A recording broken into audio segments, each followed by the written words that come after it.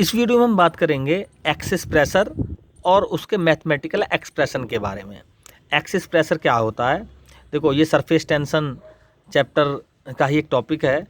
तो axis pressure means जैसे हमारे पास कुछ फ्लूइड सरफेसिस हैं, एक फ्लूइड सरफेस ये है, एक ये है ना, ये कॉनकेव मेनिस्कस है और ये कॉन्वेक्स मेनिस्कस है। तो इनके सरफेस से ऊपर से नीचे की तरफ एक एटमॉस्फेरिक प्रेशर काम कर रहा है हर तीनों पॉइंट्स पे, और एक प्रेशर फ्लूइड्स के मॉलिक्यूल्स की वजह से अंदर से एक कोहेसिव फोर्स काम करता है फ्लूइड मॉलिक्यूल्स के बीच में, उनकी वजह से अंदर से बाहर की तरफ को यानी नीचे से ऊपर की तरफ को ये फोर्स ये प्रेशर काम करता है। तो अब अगर एटमॉस्फेरिक प्रेशर P0 है तीनों केसों में, और फ्लूइड मॉलिक्यूल्स की वजह से जो बाहर की तरफ काम करता है प्रेशर वो P है, तो इन प्रेशर्स के डिफरेंस को ही हम क्या कहते हैं? Axis pressure. तो इस कंडीशन में तो भाई ये P और P0 बराबर रहते हैं, तो P माइनस P0 यहाँ पर 0 हो जाएगा, यानी P बराबर यहाँ पर क्या है? P0। यहाँ पर क्या है? यहाँ पर देखो, जब कॉनकेव मेनिस्कस है ना, ये इसमें ध्यान रखना, ये ट्रिक है कि जो कॉनकेव साइड का जो प्रेशर होगा ये वाला, ये ऑलवेज ज़्यादा होता है। तो P0 P से ज़्यादा है, यानी एक्सिस प्रेशर स्मॉल p क्या हो जाएगा? P0 माइनस P हो जाएगा। यहाँ पर देखें, कॉनकेव साइड का प्रेशर ज़्यादा होगा, यानी यहाँ पर P ज़्यादा है, P0 कम है, तो एक्सिस प्रेशर हो जाएगा P माइनस P0, यानी जितना भी डिफरेंस होगा हम इसको कहेंगे एक्सिस प्रेशर। तो एक वाटर ड्रॉप के लिए हम इसके मैथमेटिकल एक्सप्रेशन को शो करेंगे। वाटर ड्रॉप मीन्स ये कोई वाटर ड्रॉप है हमारे पास जिसकी रेडियस है r। क्लियर?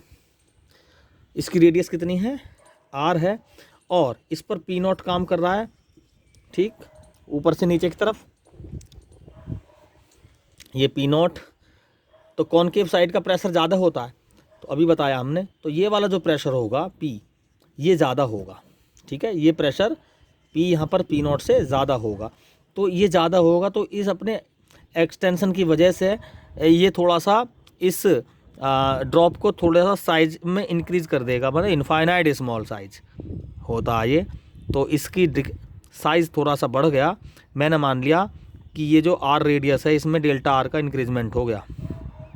डेल्टा r बहुत छोटी डिस्टेंस है एक, तो ये मैंने मान लिया डेल्टा r का इंक्रीजमेंट हो गया इसमें, है ना। इस वजह से ही कोई भी ड्रॉप होती है वो थोड़ी टाइट होती है ना, जैसे मरकरी की जो ड्रॉप होती है वो बहुत टाइट होती है, वहाँ पर सरफेस टेंशन ज़्यादा होती है, मरकरी के केस में सरफेस टेंशन ज़्यादा होती है। तो अब हम यहीं से देखो P माइनस P0 क्या हो जाएगा? यहाँ पर P minus P0 small p यानी एक्सिस प्रेशर हो जाएगा।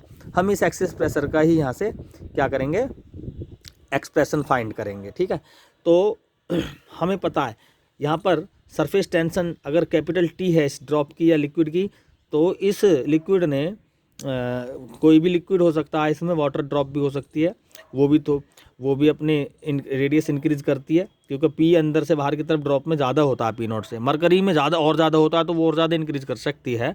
तो सरफेस टेंशन मैंने मान लिया T है, तो इसको इंक्रीज करने के लिए, है ना, सरफेस एरिया पहले तो इस लाइन से था, r रेडियस की लाइन से, अब सरफेस एरिया बढ़ के इन डॉटेड से शो हो रहा है, तो सरफेस एरिया इंक्रीज हो गया, तो वर्क डन हो जाएगा W is equal to T delta A। चूँकि सरफेस सिंगल है, ठीक, तो T डेल्टा A होगा। डबल होती जैसे बबल के केस में ट्वाइस T डेल्टा होता, तो ये वर्क डन हो जाएगा T delta A means 4 pi r square, तो सरफेस एरिया r रेडियस के लिए हो गया, और 4 पाई r प्लस डेल्टा r का स्क्वायर माइनस ये अंदर की सरफेस एरिया डिक्रीज हो जाएगी, है ना, 4 पाई r स्क्वायर, ठीक, अंदर का सरफेस एरिया डिक्रीज कर देंगे टोटल सरफेस एरिया में से। टोटल सरफेस एरिया 4 पाई r प्लस डेल्टा r का होल स्क्वायर। तो हम इसको थोड़ा मैथमेटिकली सोल्व कर लेंगे। T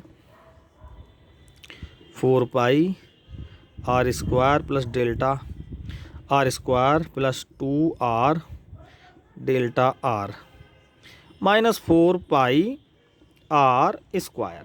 तो यहाँ से देखो डेल्टा r बहुत छोटी डिस्टेंस है, इसको हम 0 मान लेंगे, और 4 पाई r स्क्वायर से 4 पाई r स्क्वायर कैंसिल हो जाएगी टर्म, ठीक है। जब 4 पाई की मल्टीप्लाई कर लेंगे हम इसमें, मैंने डायरेक्ट लिख दिया ये T 4 2 जा 8 पाई R डेल्टा R, ये फर्स्ट इक्वेशन बनी। यानी सरफेस टेंशन की टर्म में हमने क्या निकाल दिया, वर्क निकाल दिया। ये तो हमने सरफेस टेंशन की टर्म में वर्क निकाला। हम सरफेस टेंशन छोड़ो, हम वैसे ही मैथमेटिकली जो हम फोर्स इंटू डिस्प्लेसमेंट लगा के वर्क डन यहाँ पर निकाल सकते हैं।